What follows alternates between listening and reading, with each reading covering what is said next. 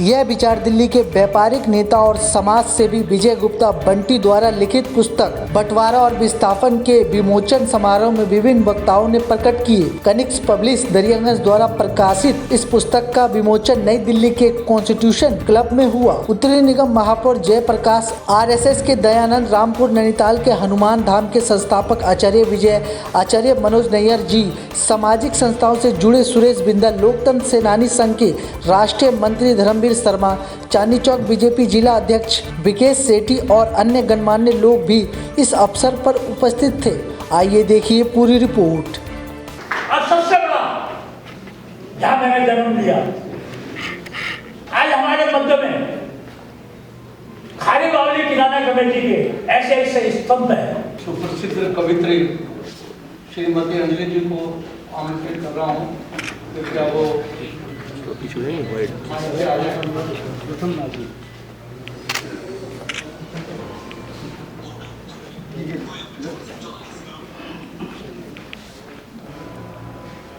आइए पंडित जी, आप आइए।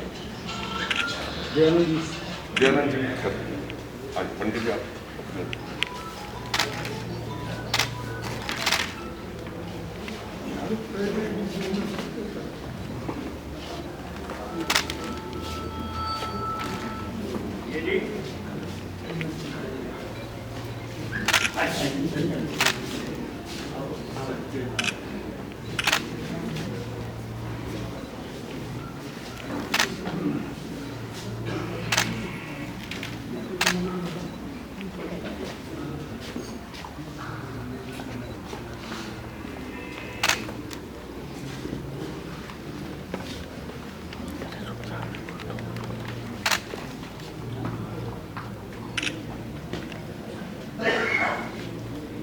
जोरदार तालियां आपकी बनती रहनी चाहिए। ये विमोचन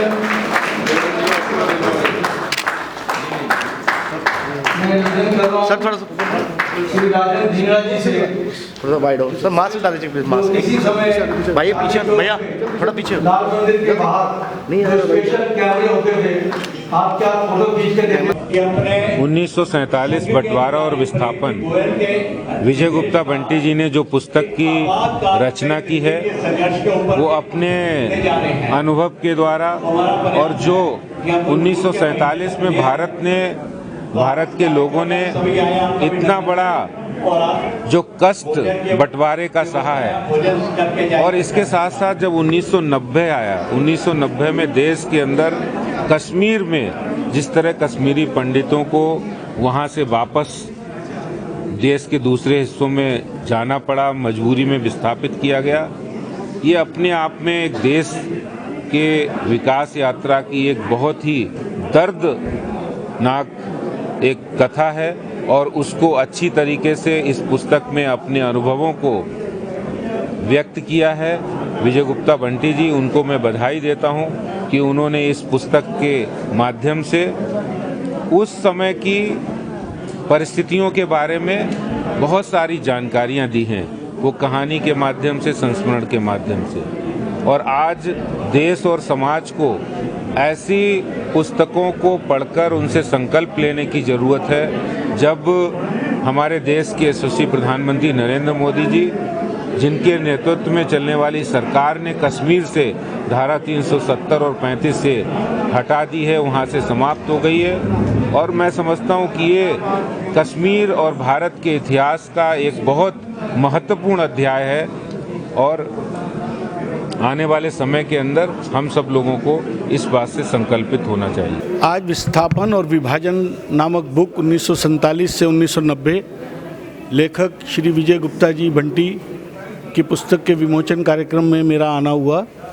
यह पुस्तक देश की उन परिस्थितियों को जागृत करती है और उजागर करती है जिसमें हिंदू समाज अपने ही देश में कैसे शासकों के द्वारा की गई गलतियों का परिणाम भुगतता रहा, चाहे वो फिर 1947 हो, चाहे फिर 1990 हो।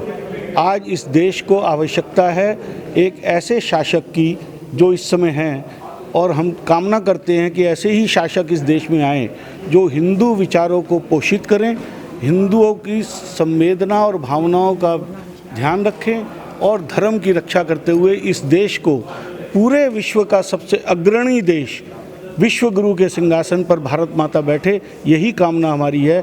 आज इस पुस्तक के विमोचन पर इतना ही कहना। आज की जो पुस्तक विमोचन हुई है बंटवारा और विस्थापन, वो माननीय विजय जी ने लिखी है।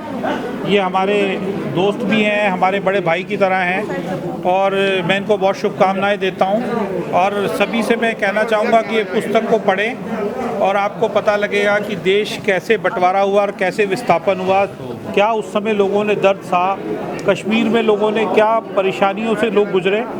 तो सभी से मैं कहूँगा कि ये पुस्तक को एक बार जो अवश्य पढ़ें। नेताजी सुभाष चंद्र जी के बोझ में आपका क्या ख्याल है? नेताजी सुभाष चंद्र जी के लिए क्या बोल सकते हैं, वो एक महान हस्ती, उसके लिए मैं बहुत छोटा व्यक्तित्व बोलने के लिए। जो हमारा देश आज़ाद हुआ उसमें नेताजी का बहुत बड़ा रोल है और आने वाले युगों युगों तक लोग नेताजी को याद करते रहेंगे और उनके पूरा देश और देश का हर व्यक्ति उनका हमेशा ऋणी रहेगा। मैंने फोकस किया है 1947 में जब बंटवारा हुआ था, बंटवारे के अंदर जो हिंदू महिलाओं को और हिंदुओं को परेशान किया गया था, उनकी असमत को लूटा गया था। उसके बाद वही परिवार जो 1947 में विस्थापित हुआ था, हिंदुस्तान में आया था, वो किसी कारण से श्रीनगर चला गया और श्रीनगर से फिर 1990 में उसको विस्थापित होना पड़ा।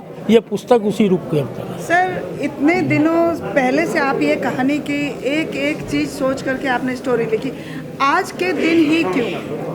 इतने दिनों के बाद आज सुभाष चंद्र बोस का जन्मदिन है, इसलिए करा है विमोचन। और दूसरी सबसे बड़ी बात यह है कि हिंदुस्तान से कश्मीर के अंदर जो 370 धारा थी वो समाप्त हो गई है। उसने मुझे ताकत दी कि अब इसका प्रकाशन होना चाहिए।